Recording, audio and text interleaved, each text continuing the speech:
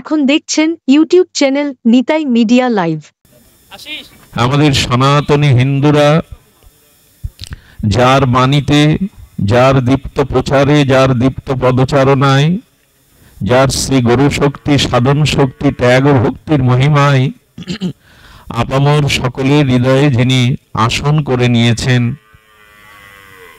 আমাদের এই ভাগবত পথে একজন আলোর দিশারি হয়ে যিনি আলোকিত করছেন বঙ্গদেশকে, ওপার বাংলাকে, আমাদের সেই অভিন্ন হৃদয়েশ পরম শ্রদ্ধেয়, আমাদের সকলের উদ্দীপ্ত ভরসার স্থল শ্রী গোপীনাথ ব্রহ্মচারী বাবার রাতুল চরণে দণ্ডবত প্রণতি জ্ঞাপন করি।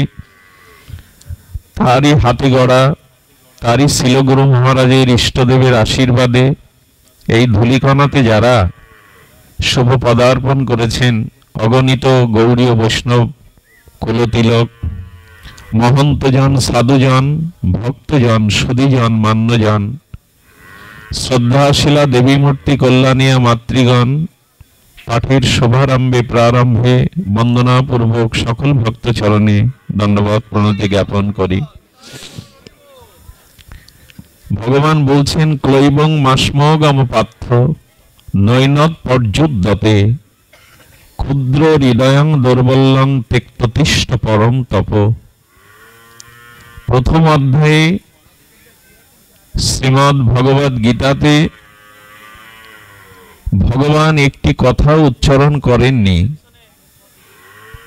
সম্মুখে তৃতীয় পাণ্ডব অর্জুনের কিং কর্তব্য বিমূঢ়তা, কার্পণ্য দোষ, তার কর্তব্যহীনতায় যখন অর্জুন বীর্যহীন হয়ে, সাহসহীন হয়ে, কর্তব্য বিমুখ হয়ে তিনি রথপরে ধনুর্বাণ পরিত্যাগ করে, তার ভিতরে এলো দৈন্য, তার ভিতরে এলো বিষাদ।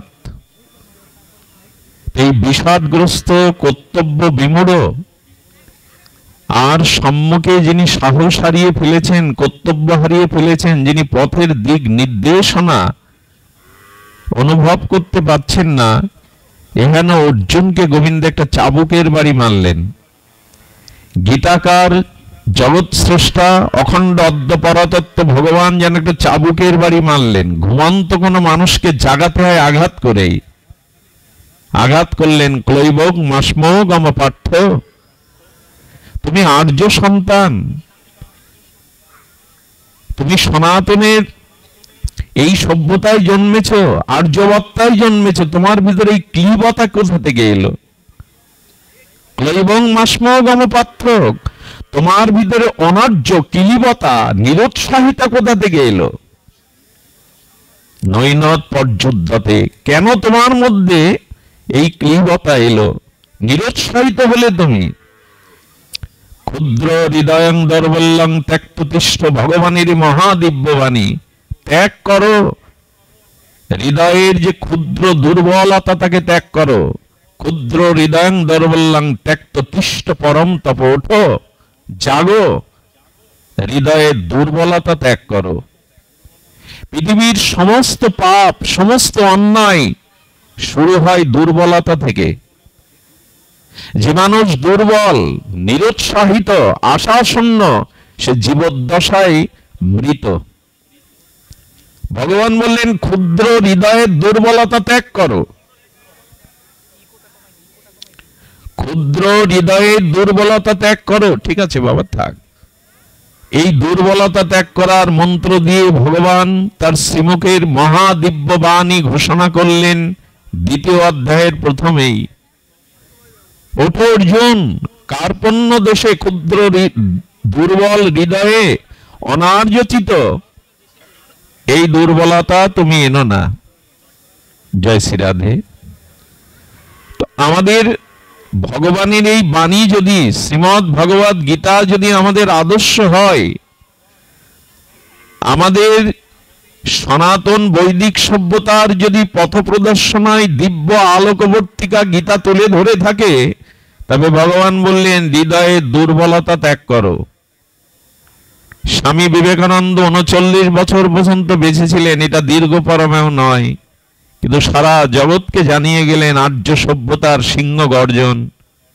সারা পৃথিবীকে তার বীর্যবত্তা আর্য সভ্যতাকে জানিয়ে জগৎকেই মোহিত করলেন। জগৎগুরু শঙ্করাচার্য তিনি 32 বছরের পরমায়ু নিয়ে বৌদ্ধবাদের হাত থেকে বৈদিক সনাতন বেদকে রক্ষা করলেন, 4 ধামকে প্রতিষ্ঠা করলেন, বিজয় গৌরব উত্তোলন করলেন সেই বেদের মহাবাণী। ওং পূর্ণমদং পূর্ণমিদং পূর্ণাৎ পূর্ণমুদাচ্যতে পূর্ণস্য পূর্ণমাদায়া পূর্ণমেবাবশিষ্যতে। হে প্রভু, তুমি পূর্ণ, পূর্ণতর, পূর্ণতম, তোমার সবই পূর্ণ। সেই পূর্ণ থেকে যে আমরা এসেছি, আমরা কেন অপূর্ণ হব, আমরা কেন সংকীর্ণ হব? শাস্ত্র বলেছে দীর্ঘ পরমায়ু যদি জগৎ জীব আধ্যাত্মিকতা ধর্মের কল্যাণে না আসে, নিজের উদ্ধারের কল্যাণে না আসে, সে দীর্ঘ পরমায়ু অভিশপ্ত। অল্প দিন পরমায়ু পেয়েও যদি জগতের হিত করে যেতে পারো, মানুষের কল্যাণ করে যেতে পারো, ভগবানের মহাবাণী প্রচারে জীবকে উদ্বুদ্ধ করতে পারো, এই আত্মকল্যাণে পরমায়ু যদি সংক্ষিপ্ত হয়, সেটাই সফলতা। সিংহের মতো একদিন বাঁচো, শ্রীগালের মতো 100 বছর বেঁচে লাভ নেই।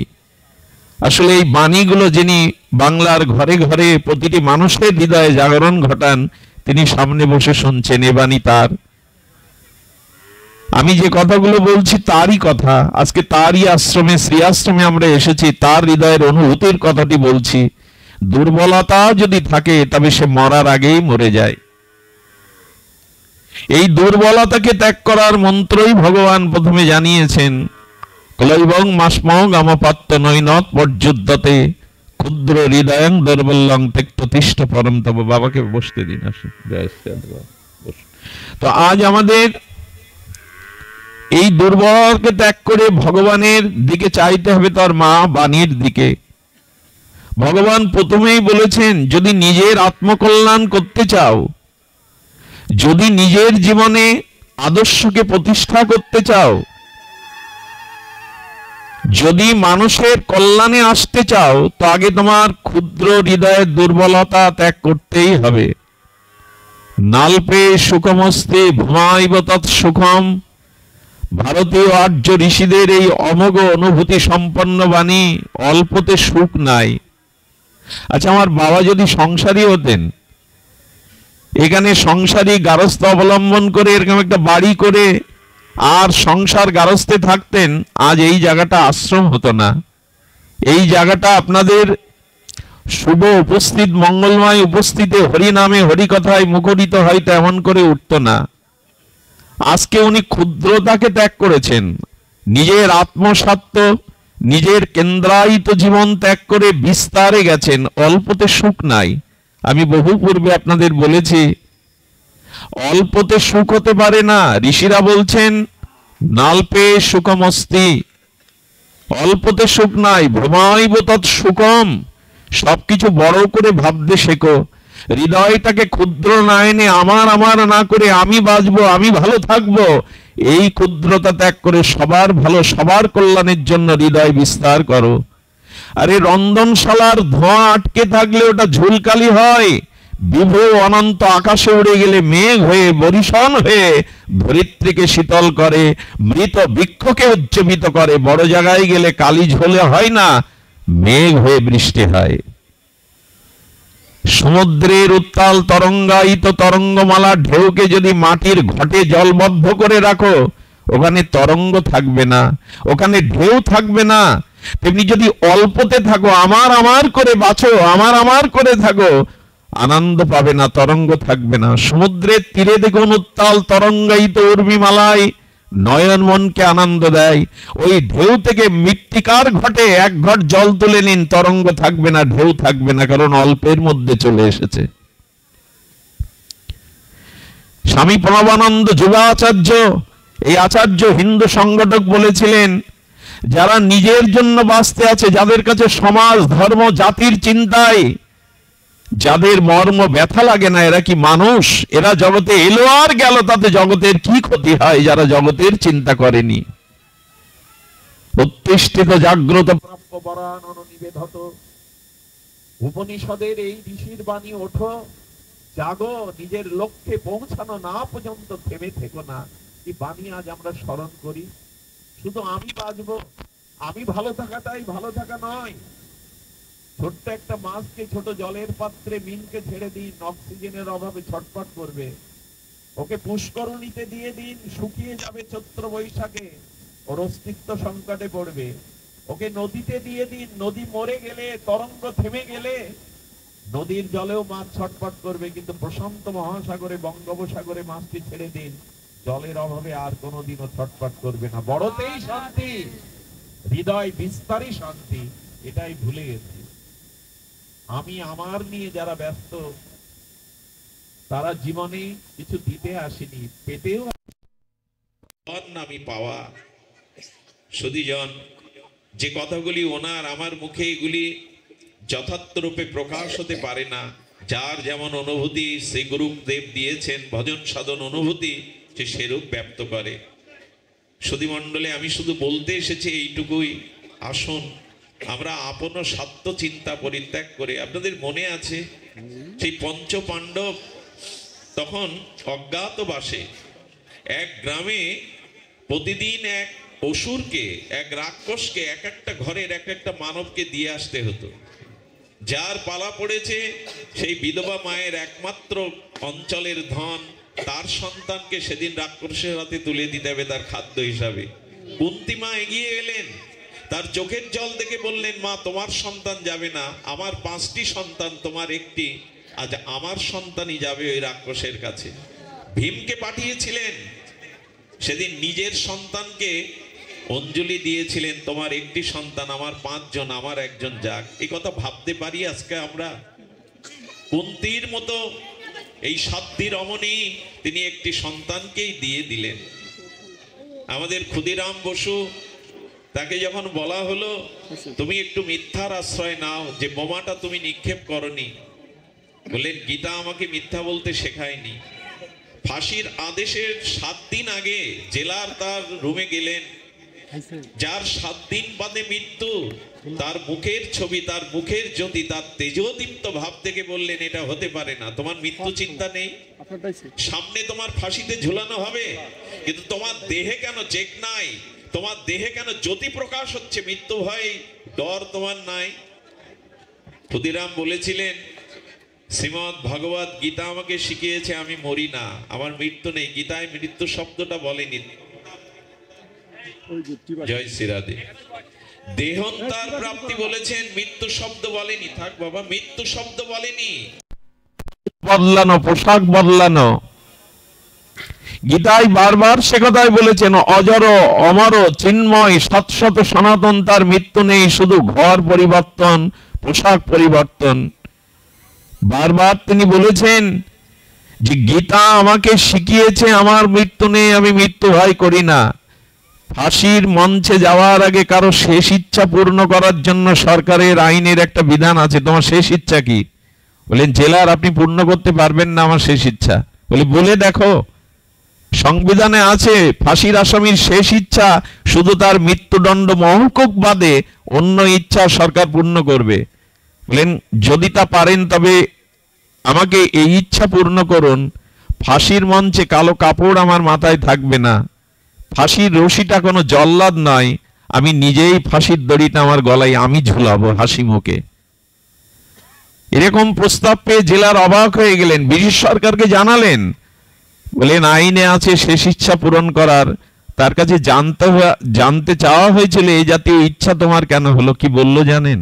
আহা, ক্ষুদিরাম বলতো আমার মায়ের গর্ভ দিয়ে যে সন্তানগুলো আসতো তারা সব মৃত্যুবরণ করত ভূমিষ্ঠ হওয়ার পরে, তাই আমাকে জন্মের পরে এই গ্রাম বাংলার নিয়ম অনুযায়ী 1 কেজি খুদের দ্বারা মাসির কাছে মা আমাকে বিক্রি করেছিল যদি বেঁচে থাকি। 1 কেজি খুদের বিনিময়ে মা মাসির কাছে আমাকে বিক্রি করে, এই জন্য আমার নাম রাখে মাসি ক্ষুদেরাম। ছোটবেলায় অভাবের মাসির সংসারে কয়েকটা বকুল ফুলের মালা বিক্রি করে যা পেতাম তাই চলতো। মাসির বাড়িতে গীতাটা খুলে খুলে দেখতাম আমি, ওই ছিল আমার একমাত্র সাধনা। তার থেকেই আমি জীবন উৎসর্গ করার মন্ত্র পেয়েছি, ভগবানের কর্তব্য কর্মের মন্ত্র পেয়েছি। মালাগুলি নিয়ে যেতে গিয়ে গ্রামের এক রাধা মাধবের মন্দির দেখতাম।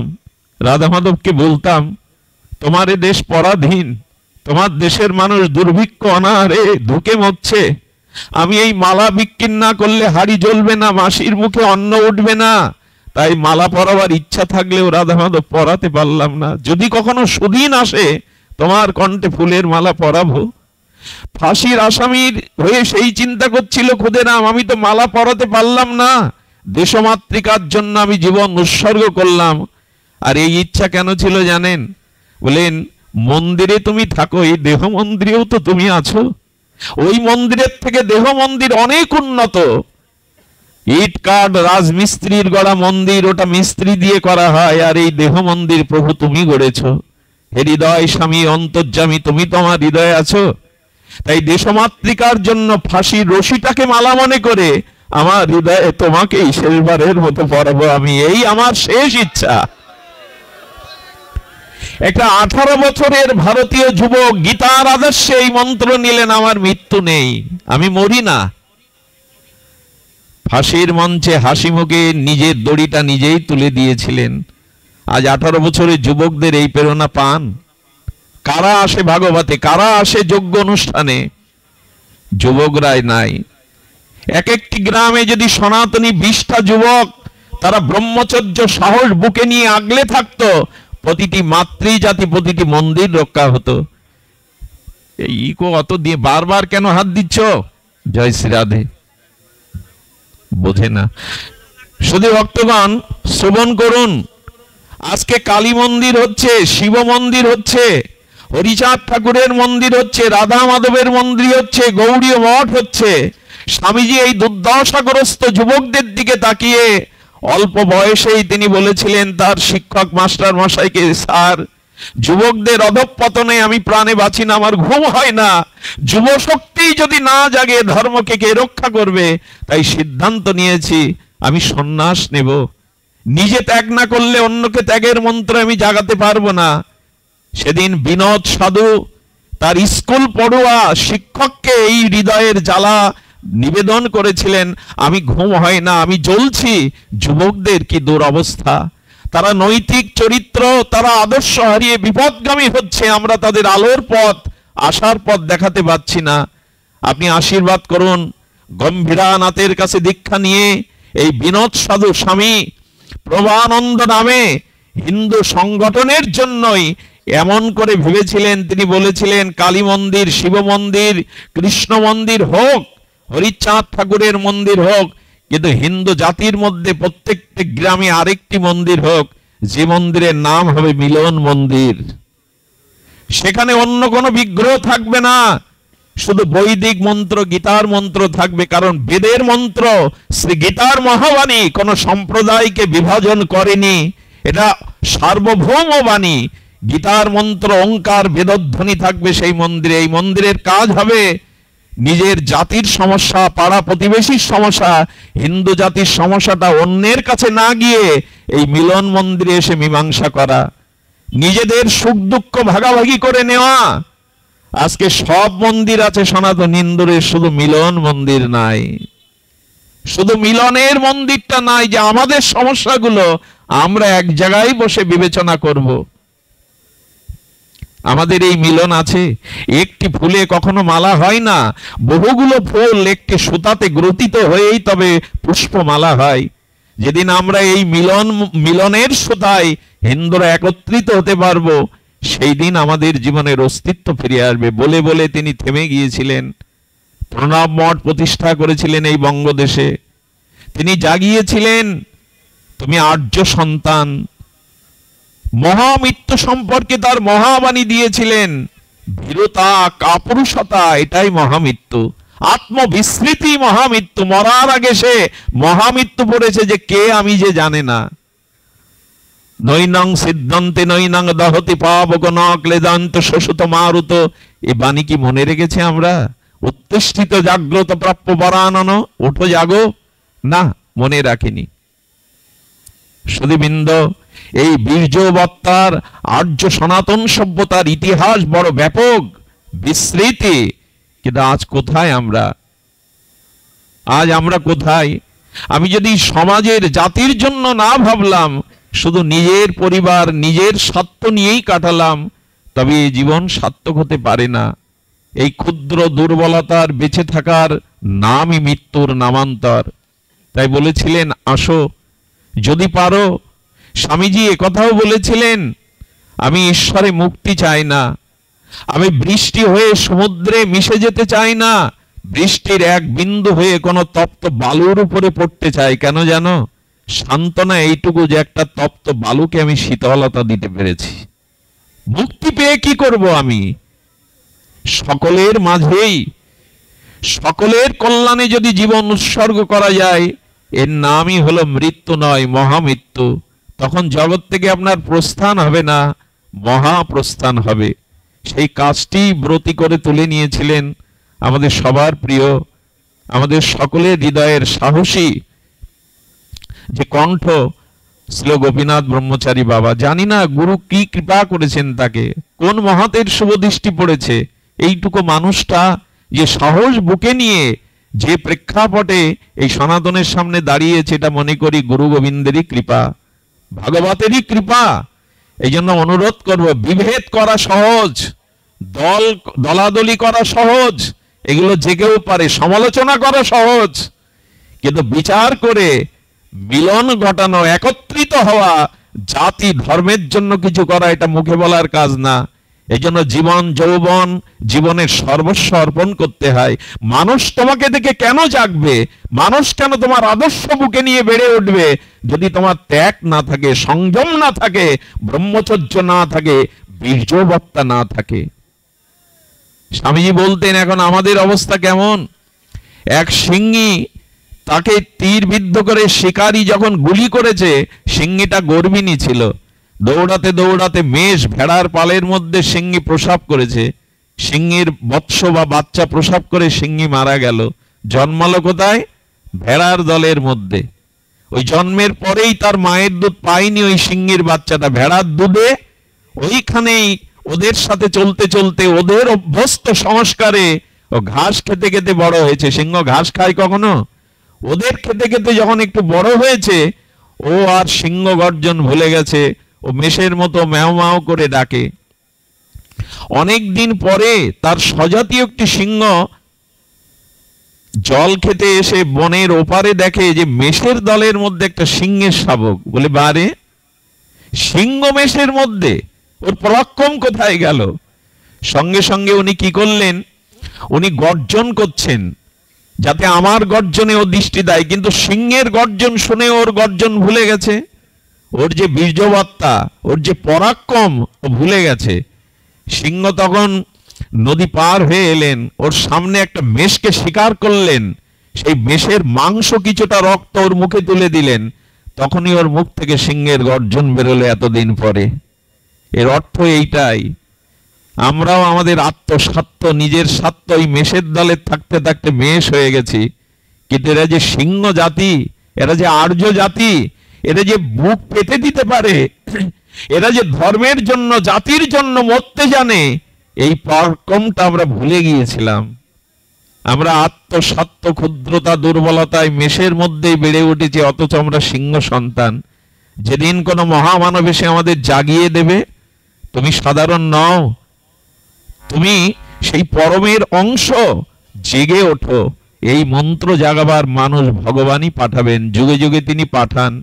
নিজে যখন আসতে পারেন না, তার কোনো প্রতিনিধি পাঠান, সন্ত পাঠান, সাধু পাঠান, মহাপুরুষকে পাঠান এই জগৎকে জাগাবার জন্য।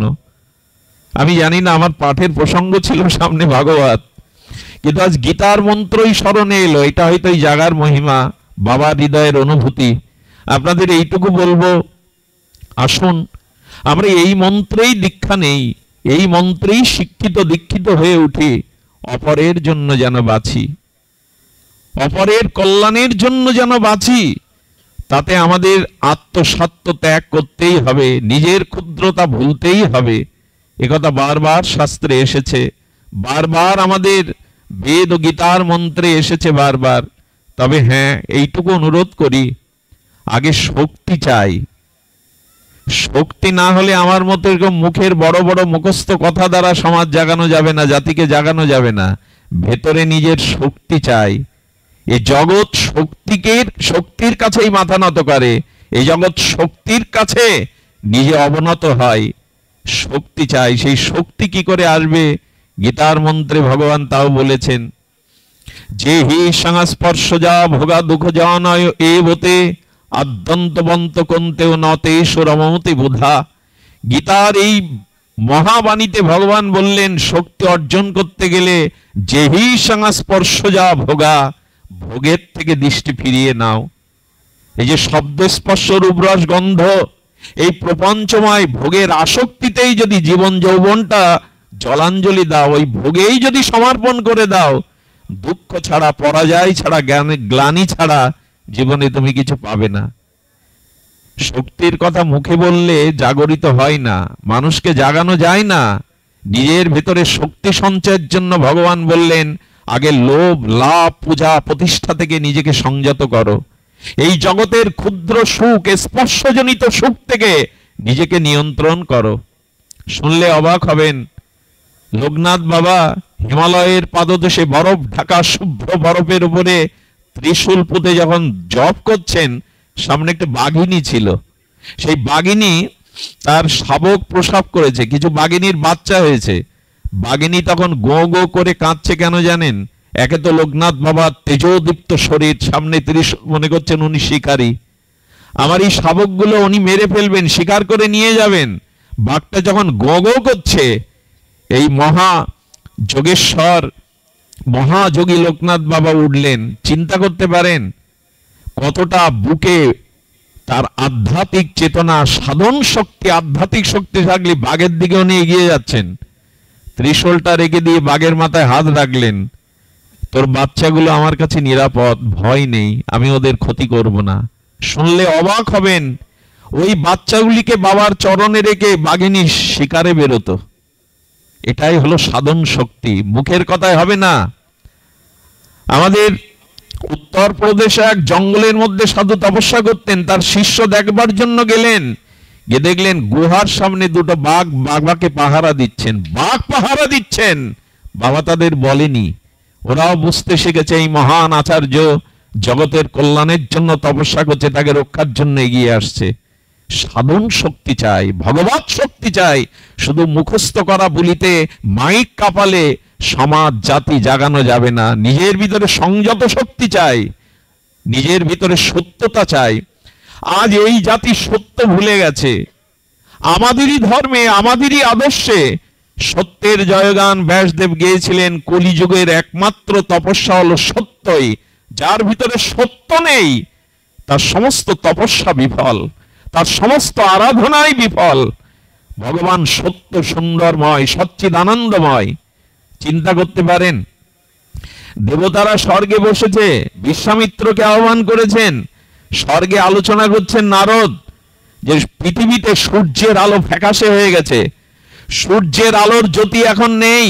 একজনের জ্যোতি প্রকাশ হচ্ছে, সে হলো অযোধ্যার সূর্যবংশীয় রাজা হরিশ্চন্দ্রের সত্য ত্যাগের আলোকে সূর্যের আলো ক্ষীণ হয়ে গেছে। এদিকে ধ্যান দিন, বাবা যেন কথাটি শোনে, বাবাকে শোনানোর জন্যই কথাটি। সত্যের দ্বারা, সত্যের তেজে বিশ্বামিত্র দেবতাদের সামনে নারদ বলছেন, এখন সূর্যের আলো আর দরকার নেই, সূর্যের আলো ফ্যাকাশে হয়ে গেছে। এখন বিশ্বামিত্র মুনিকে শোনাচ্ছেন নারদ, রাজা হরিশ্চন্দ্র চক্রবর্তী সম্রাট অযোধ্যার এই সূর্যবংশীয় মহাপুরুষ, তার সত্যের তেজে সূর্যের আলো ক্ষীণ হয়ে গেছে। চিন্তা করতে পারেন। বিশ্বামিত্র বললেন, তাহলে তো দেখতে হয়। বিশ্বামিত্র ছিল ক্ষত্রিয় ব্রাহ্মণ, উনি জন্মসূত্রে ব্রাহ্মণ ছিলেন না, তপস্যার দ্বারা ব্রাহ্মণ অর্জনত্ব করেছিলেন, ব্রাহ্মণত্ব অর্জন। উনি তো এমনি একটু ক্রোধী ছিলেন, রাগী ছিলেন। বিশ্বামিত্র বললেন, নারদ, স্বর্গে বসেও কথা আমি মানব না, আমি পরীক্ষা করতে চাই তোমার হরিশ্চন্দ্র কতটা তেজদীপ্ত, সত্যের অধীশ্বর। এলেন, ব্রাহ্মণ বেশ ধরলেন, ঘটনা জানা, তবু যেটুকু স্মরণ করা যোগ্য, সত্য সত্যই এই ধর্মের তপস্যা, সত্যই মানুষকে শক্তি দিতে পারে, সত্যই মানুষকে অমরত্ব দিতে পারে, সত্যই মানুষকে নির্ভীক করতে পারে, সত্যই ভগবানের চরণে ভক্তকে স্থান করে দিতে পারে। যেখানে সত্য নেই সেখানে তপস্যা নেই, সেখানে ভগবান নেই, সেখানে কল্যাণ নেই। সত্য যেখানে তার উপরেই সব দাঁড়িয়ে। বিশ্বামিত্র ব্রাহ্মণের রূপ ধরলেন, বলে রাজা দান দাও। কি চাই ব্রাহ্মণ? এই মহামানব এসেছেন দুয়ারে, কি চাই?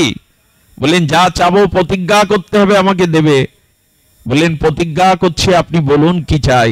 বলেন তোমার রাজ্যটাই আমাকে দিয়ে দাও। তথাস্থ বলে দিলেন মুহূর্তেই।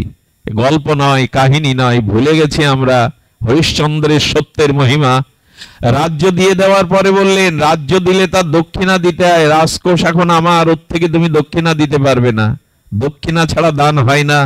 বললেন 1 মাস সময় দিন, 1 মাসের মধ্যেই আমি এর অংশের দক্ষিণা আপনার হাতে অর্পণ করব। বললেন রাজপ্রাসাদ ছেড়ে দাও। সব ছেড়ে দিয়ে শৈবা স্ত্রীকে নিয়ে আর রোহিতকে নিয়ে পথে বেরোলেন। সমগ্র অযোধ্যাবাসী দেখছে, এই দেখো, এই দেখো আমাদের রাজ্য কৃষ্টি সত্য রক্ষার জন্য আজ রাজা রানীকে নিয়ে রাজপথে নেমেছেন। সব হাই হাই করছে, সকলে স্তুতি করছে, সকলে প্রণাম করছে চোখের জলে। যে রানীকে বছরে একবার আমরা দেখতাম শোভাযাত্রায়, এক কাপড়ে রানী বেরিয়েছেন, রোহিতাশ্ব বেরিয়েছেন তার রাজপুত্র। ঘুরতে ঘুরতে ঘুরতে কাশিতে এলেন। দক্ষিণাস্বদের আর 1 দিন বাকি। বিশ্বামিত্র আবার এসে হাজির হলেন ব্রাহ্মণ রূপে। দক্ষিণা 1 দিন বাকি আছে, ধৈর্য ধরুন, আমি দক্ষিণা শোধ করবার প্রয়াস করছি। আমি সত্য রক্ষার জন্য দৃঢ় প্রতিজ্ঞ। কি করেছিলেন জানেন? সব থেকে প্রাচীন শহর মুক্তিতীর্থ বারাণসী কাশীতে গিয়ে তখন দাস প্রথা ছিল, দাস দাসী বিক্রি হতো। এখন যেমন গ্রাম বাংলায় জন বিক্রি হয়, 1 মাসের ধান কাটা জন, এক জায়গায় বসে তারা, তাদের অস্ত্র নিয়ে, কোদাল নিয়ে বা কাছি নিয়ে বসে, ঝুড়ি নিয়ে। সেদিন ভারত সূর্যবংশীয় চক্রবর্তী সম্রাট রাজা হরিশ্চন্দ্র নিজের স্ত্রী পুত্র নিয়ে বিক্রি হওয়ার জন্য দাসীদের কাছে গিয়ে বসলেন, যেখানে দাস প্রথায় বিক্রি হয়। একথা মুখে বলছি, আপনারাও বসে শুনছেন, ভাবতে পারেন। চক্রবর্তী সম্রাট রাজা হরিশ্চন্দ্র, লোক এসে দেখছে লোকটা চেহারা ভালো, রমণী সুন্দরী বসেছে, এরা কি দাসী রূপে বিক্রি হবে?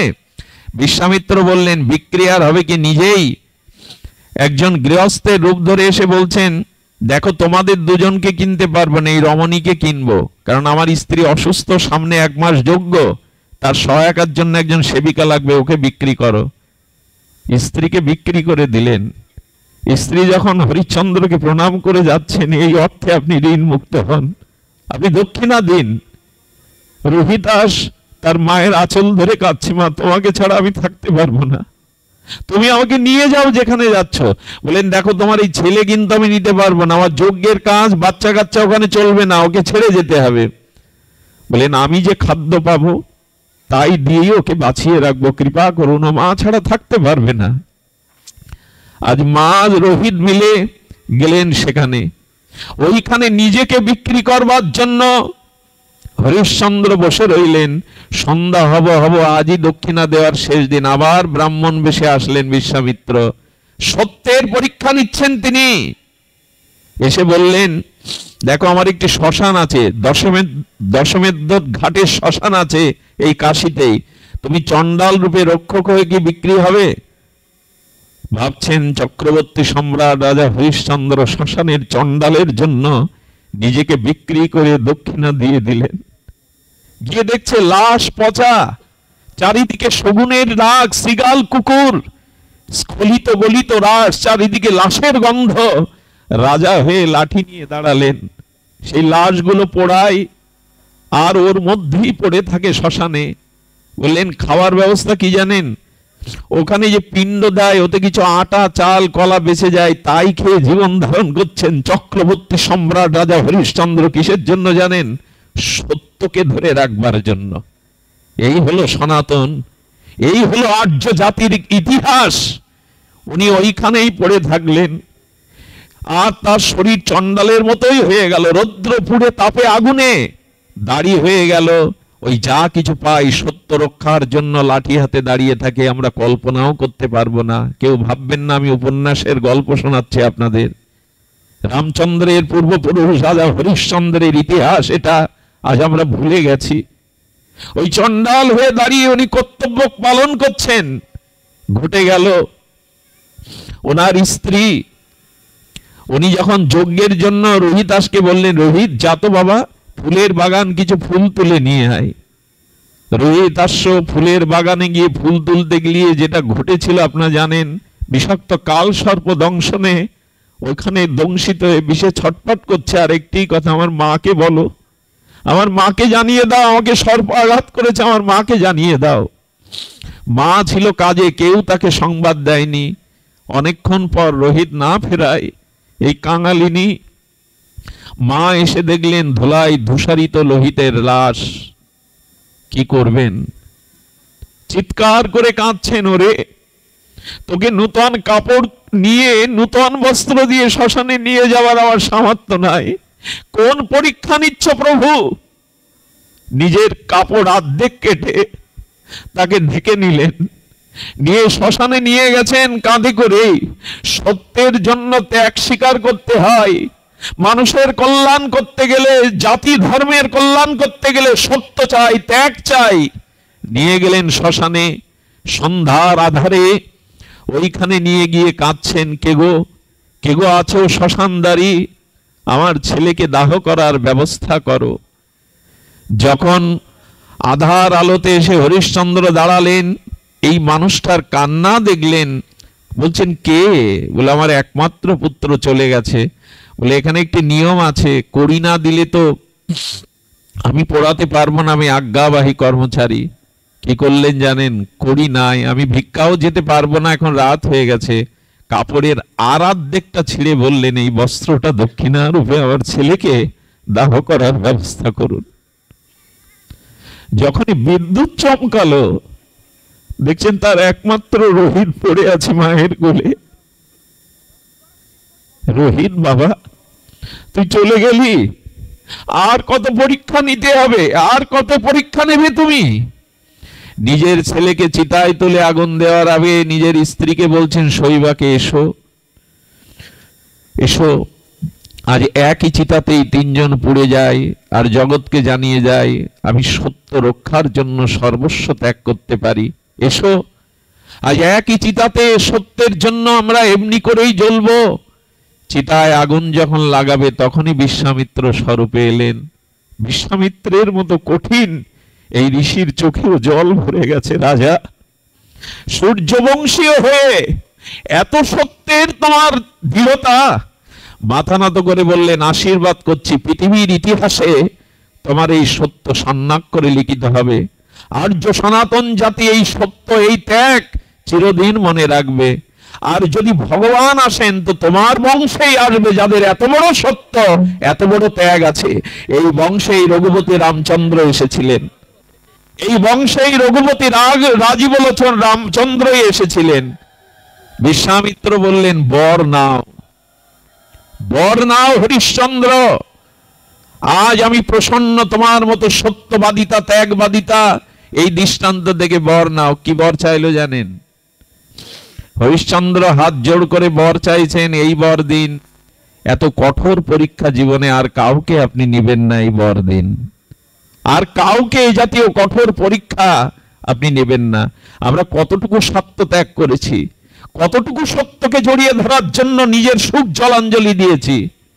যদি না দিতে পারি তবে আত্মকেন্দ্রিক জীবন যাপন করে লাভ নেই। পৃথিবীতে কত কোটি লোক এখন মারা যাচ্ছে, একটি শতকে একটি দশকে কত লোক জন্মাচ্ছে মারা যাচ্ছে, পৃথিবীর কি এসে যায়? বৃক্ষের ফল যেমন বৃক্ষের জন্য নয় অন্যের জন্য, মায়ের স্তনের দুগ্ধ যেমন মায়ের জন্য নয় সন্তানের জন্য, নদীর জল যেমন নদীর তৃষ্ণা মিটায় না অন্যের তৃষ্ণা মিটায়, গাভীর দুগ্ধ যেমন বৎসের জন্য অন্যের জন্য গাভীর জন্য না, তেমন আমাদের জীবনটা ধন ঐশ্বর্য বলটা যদি ধর্মের জন্য অন্যের জন্য না হয় আমরা নিজেও কিছু পাবো না, জগৎকেও কিছু দিতে পারবো না। তাই আসুন আমাদের এই ত্যাগ এবং সত্যের মন্ত্রই আমরা দাঁড়াই। আর এই দাঁড়ানোর জন্য সম্মুখে যাদের দরকার তাদের পাবেন। এ সনাতন ধর্ম কখন আদর্শ ত্যাগীর অভাব হয়নি। একটা জিনিস জানবেন, সনাতন কোনো কাচের গ্লাস নয়। গোবিন্দ নিজেই বলেছেন স্বয়ং সনাতনের রক্ষক আমি। চিন্তা করতে পারেন, ভগবান বললেন এই ধর্মের রক্ষক আমি।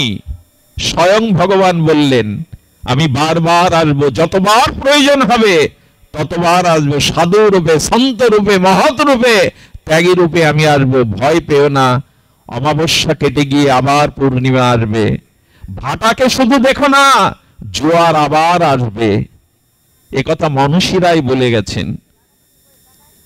অমানিসার অন্ধকারে ভয় পেও না, আড়ালে তার সূর্য হাসছে। আমাদের মধ্যে এই বল, এই ভরসা থাকুক। আমাদের সেই জয়গানে আমরা জেগে উঠি, যেন আত্মবিস্মৃতির কবলিত আমরা না হই, আত্মকেন্দ্রিক জীবন যাপন যেন না করি।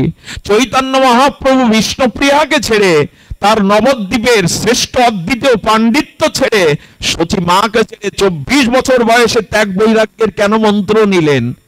জাতি, ধর্ম, মানুষকে উৎসের পথ দেখানোর জন্য। নিত্যানন্দ প্রভু 20টা বছর ধরে ভারতের আনাচে কানাচে পদব্রজে হেঁটে দেখেছেন এই জাতির দুর্দশা। তীর্থ পরিভ্রমণ করেছেন 1-2 বছর নয়, 20টা বছর। এই জন্য মহাপ্রভুর থেকে নিত্যানন্দের ভূমিকা ছিল আরো বৃহৎ। মহাপ্রভু নবদ্বীপের 24 বছর, সন্ন্যাসের 24 বছর, 18 বছর দীর্ঘ, শেষ 12 বছর তিনি গাম্ভীরা থেকে বেরোননি। কে জীবের দ্বারে দ্বারে গিয়ে নাম, প্রেম, ব্রত প্রচার করলেন? নিত্যানন্দ প্রভু। উনি পদব্রজে 20টা বছর ধরে মানুষের দুঃখ কষ্ট দেখেছিলেন, যে জাতির কি দুর্দশা। এই জন্য তিনি পরমানন্দ হয়েছিলেন, অক্রোধ হয়েছিলেন, দায়িত্ব তুলে নিয়েছিলেন নিজের কাঁধে। জনজীবনের দ্বারে দ্বারে গিয়েছেন এই সংকর্ষণ অংশী আমাদের অবধূত নিত্যানন্দ। এ কি আমরা ভুলে যাব? বারবার আসবেন তিনি, বারবার পাঠাবেন তার প্রতিনিধি। এই জন্য আসুন, কিছু না পারি, পাড়া প্রতিবেশীর মানুষটাকে অশান্তির কারণ না হয়ে তাকে একটু শান্তি দেই। ঘর থেকে শুরু করুন। পিতা মাতাকে, আমাদের সর্বজন মান্য মহাযোগী লোকনাথ বাবা বললেন, ওরে পিতাকে যে বইতে পারল না, সে পরম পিতা কি করে বইবে? ক্ষুদ্রকে যে ভালোবাসতে পারে না, সে বৃহৎকে কি করে ভালোবাসবে? অল্প যে নিতে পারলো না, সে বেশি নেবে কি করে? এই জন্য ঘর থেকেই শুরু করেন। নিজের ত্যাগ বৈরাগ্য, পিতা মাতা, পাড়া প্রতিবেশীকে ভালোবাসতে শিখুন। একটা মানুষ কেমন এ যদি জানতে চান, তার প্রতিবেশীর কাছে খোঁজ নেবেন, এই মানুষটা কেমন। আপনি যদি আপনার ঘর, আপনার প্রতিবেশী, আপনার আশেপাশে শান্তি না দিতে পারলেন, তা আপনি বিশ্ব শান্তির কল্পনা করবেন কি করে? ভগবত ধামে যাওয়ার আশা করেন কি করে? অন্যকে শান্তি দিন, তবে আপনি শান্তি পাবেন। ক্রিয়া এবং প্রতিক্রিয়ার এই সংসার, যতটুকু দিবেন ততটুকু পাবেন। আমি আপনাদের কাছে অনুরোধ করি, অনুরোধ এইটুকুই, আসুন নিজের জন্য নয়, সেই ক্লগ্বাই মাস্ম গামপাত্য নৈনত পর্যুদ্ধতে ক্ষুদ্র হৃদয়ং দর্বল্যং তেক্ত তিষ্ঠ পরম তব। স্রোতের জল যদি স্রোতে থাকে, দূষিত হয় না। ওই স্রোতের জলটা তুলে আর নদীর তীরে গর্ত করে ওর মধ্যে ঢেলে দিন, দেখবেন ওই স্রোতহীন জল অল্প গর্তের মধ্যে থেকে নির্মলতা হারিয়ে ফেলেছে, দূষিত হয়ে গেছে। স্রোতের মধ্যে থাকলে দূষণ হয় না। আসুন না, আমরা এই সনাতনী, আমরা আমাদের স্বজাতি আর বিশ্ববাসীর জন্য স্রোতের মধ্যে থাকি, কেন আবদ্ধ হয়ে থাকবো আর আমার আমার করে? শুধু ভক্তমণ্ডলী, তাই স্রোতময় জীবন হোক আমাদের। আমি বাবার এই আশ্রমে প্রথম এলাম, উনি আগে 2-1 বছর বলেছেন, আমি বড় অপরাধী, ওনার চরণে আসতে পারি না। উনি এই অধমকে, এই জীবাধমকে, এই বিষয় নরকের কীটকে অত্যন্ত ভালোবাসেন। আজকে আমার পাঠ আছে আরেক জায়গায়, জানি না সেখানে ধরতে পারবো কিনা, তবে বাবার আশীর্বাদ, বাবার নূতন আশ্রম, বাবার নূতন স্বপ্ন, এই স্বপ্ন, এই ধুলি, এই স্বপ্নের এই উচ্ছ্বসিত তরঙ্গের একটু তরঙ্গ অঙ্গে মাখবো বলে, হৃদয়ে মাখবো বলে বড় প্রত্যাশা নিয়ে এসেছে। একটা অনুরোধ করব, আসুন আমরা যা না পারি, অন্য যেটা পারে তাকে পারার সাহস দেই, তার পাশে দাঁড়াই। এই যে 4টি খুঁটির দ্বারা এই বেদিটা, ব্যাসপীঠের বেদিটা তৈরি হয়েছে, একটা খুঁটি ভেঙে পড়ুক, দেখবেন এটা কাত হয়ে পড়বে, সামঞ্জস্য থাকবে না। তাই আসুন এই মানুষটাকে সামনে পেয়ে আমরা পাশে দাঁড়াই। আমাদের যার যেটুকু, যার আশীর্বাদ দেওয়ার আছে সে আশীর্বাদ দিন, যার প্রেরণা দেওয়ার আছে প্রেরণা দিন, যার কিঞ্চিত অর্থ দেওয়ার আছে অর্থ দিন। একটা আশ্রম মানেই এখানে আরো মানুষ উজ্জীবিত হবে, ভগবানের ভোগ রাগ ভজন কীর্তন এই চরিত্র গঠন হবে। বাবা একটু আসুন, কিছু বলবেন না? আচ্ছা বাবা, জয় রাধে। তো আসুন আমরা এই আশ্রমের কল্যাণকামী উত্তর উত্তর শ্রীবৃদ্ধি কামনা করে এই ভাঙা ফরিদপুর মকসেদপুর এই অঞ্চলের সমস্ত ট্যাকেরহাট যা আশেপাশে আছে সবার শুভাগমনকে স্বাগত জানাই।